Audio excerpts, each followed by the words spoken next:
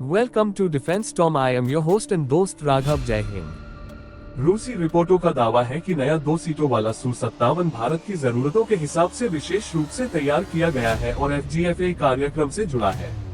रूस के हाल ही में सामने आए 2 सीटों वाले Su-57 स्टील्थ फाइटर जेट को तेजी से एक बंद पड़े भारत रूस संयुक्त उद्यम के सीधे उत्तराधिकारी के रूप में देखा जा रहा है। रूसी विमानन उद्योग के भीतर से आए हालिया बयानों में खुले तौर पर स्वीकार किया गया है कि विमान का मूल डिजाइन मूल रूप से भारत की विशिष्ट जरूरतों के अनुसार तैयार किया गया था। जेट के विकास से संबंधित एक व्यापक रूप से साझा की गई रूसी रिपोर्ट के अनुसार नए 2 सीटों वाले मॉडल को 055 प्रोटोटाइप के नाम से जाने जाने वाले एक पुराने परीक्षण विमान से तेजी से अनुकूलित किया गया था।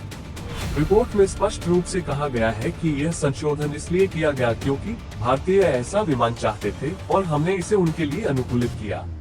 यह एक महत्वपूर्ण ऐतिहासिक बिंदु को उजागर करता है क्योंकि भारत ने प्रारंभिक 5वीं पीढ़ी के लड़ाकू विमान FGF-1 वार्ता के दौरान 2 सीटों वाले 5वीं पीढ़ी के लड़ाकू विमान की पुरजोर वकालत की थी, लेकिन अंततः 2018 में साझेदारी से अलग हो गया। वर्तमान में उड़ान परीक्षण से गुजर रहा विमान एक भारी संशोधित T-55 प्रोटोटाइप बताया जा रहा है। इस विशेष विमान में 2014 में झुकोवस्की हवाई अड्डे पर परीक्षण के दौरान एक भीषण इंजन में आग लग गई थी। ये घटना भारतीय प्रतिनिधिमंडल के सामने घटी थी। एक पूरी तरह से नया जेट बनाने के बजाय रूसी इंजीनियरों ने विमान के अग्रभाग को एक दोहरे कॉकपिट के लिए पुनर्निर्मित किया, जो भारतीय वायुसेना की रीढ़ की हड्डी के रूप में सेवारत Su-30 MKI लड़ाकू विमानों से प्रेरित था। खुले स्रोत उड़ान ट्रैकिंग और आधिकारिक विज्ञप्तियां पुष्टि करती है कि इस विमान का बोर्ड नंबर अभी भी 055 ग्रुप है और इसने 19 मई 2026 को प्रसिद्ध सुखोई परीक्षण पायलट सर्गेई बोगदान द्वारा संचालित इस नए विन्यास में अपनी पहली उड़ान सफलतापूर्वक पूरी की। इस संशोधित लड़ाकू विमान के आगमन से उन लंबे समय से चले आ रहे संदेहों की पुष्टि होती है कि नई दिल्ली के परियोजना से बाहर निकलने के बाद भी मॉस्को ने FGFA अवधारणाओं को विकसित करना जारी रखा। भारत ने शुरू में स्टील्थ क्षमताओं, इंजन की तैयारी, कुल लागत और प्रौद्योगिकी हस्तांतरण के स्तर को लेकर चिंताओं के कारण परियोजना से नाम वापस ले लिया था। आज नया 2 सीटों वाला Su-57, जिसे रूसी विमानन ब्लॉगर कभी कभी Su-57D या Su-57 उप कहते हैं, काफी हद तक उस विमान जैसा दिखता है जिसकी कल्पना भारतीय रक्षा विशेषज्ञों ने FGFA के रूप में की थी, अगर सहयोग जारी रहता। रूस के सरकारी रक्षा समूह रोस्टेक और प्रथम उप प्रधानमंत्री डेनिस मंटूरोव ने स्पष्ट किया है कि यह जेट केवल नए पायलटों को प्रशिक्षण देने के लिए नहीं बनाया गया है। आधिकारिक बयानों में कहा गया है कि विमान को एक उन्नत हवाई कमांड सेंटर के रूप में कार्य करने के लिए डिजाइन किया गया है।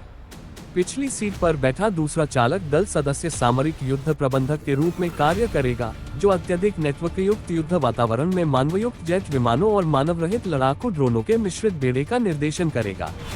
ये दृष्टिकोण चीन के J-20S की रणनीति से पूरी तरह मेल खाता है, जो मानवयुक्त मानव रहित सहयोगी अभियानों के लिए विशेष रूप से डिजाइन किया गया एक अन्य 2 सीटों वाला स्टील्थ लड़ाकू विमान है।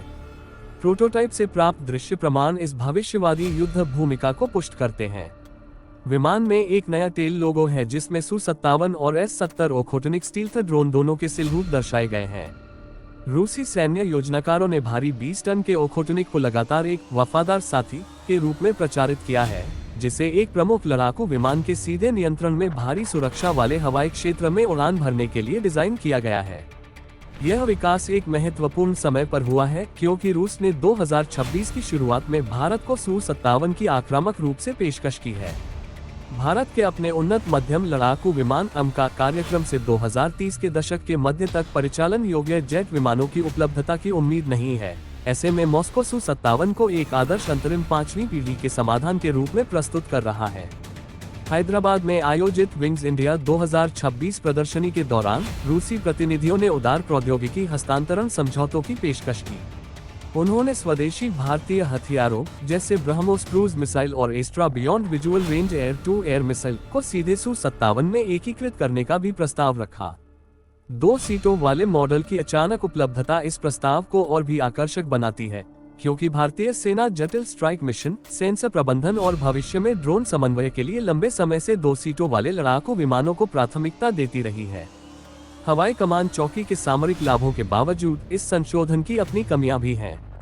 दूसरा कॉकपिट जोड़ने के लिए महत्वपूर्ण इंजीनियरिंग समझौते करने पड़ते हैं। रूसी विमानन विश्लेषकों का मानना है कि संरचनात्मक परिवर्तनों से लड़ाकू विमान की आंतरिक ईंधन भंडारण क्षमता कम हो जाएगी, इसके वायुगतिकीय प्रदर्शन पर नकारात्मक प्रभाव पड़ेगा और संभवतः इसकी अग्रगामी भेदन क्षमता भी प्रभावित होगी। क्षेत्रीय प्रतिद्वंद्वियों द्वारा अपनी भेदन क्षमता को उन्नत करने के साथ साथ यदि भारत रूसी विमान में अपनी रुचि को पुनर्जीवित करने पर विचार करता है, तो उसे इन लाभों और हानियों का सावधानीपूर्वक मूल्यांकन करना होगा। ये वीडियो केवल शैक्षिकी और ज्ञानवर्धक उद्देश्यों के लिए है। ये किसी भी राष्ट्र या समूह के प्रति युद्ध, हिंसा या शत्रुता को बढ़ावा नहीं देता है।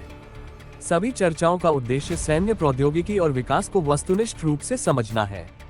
देखने के लिए धन्यवाद। अगले वीडियो में मिलते हैं।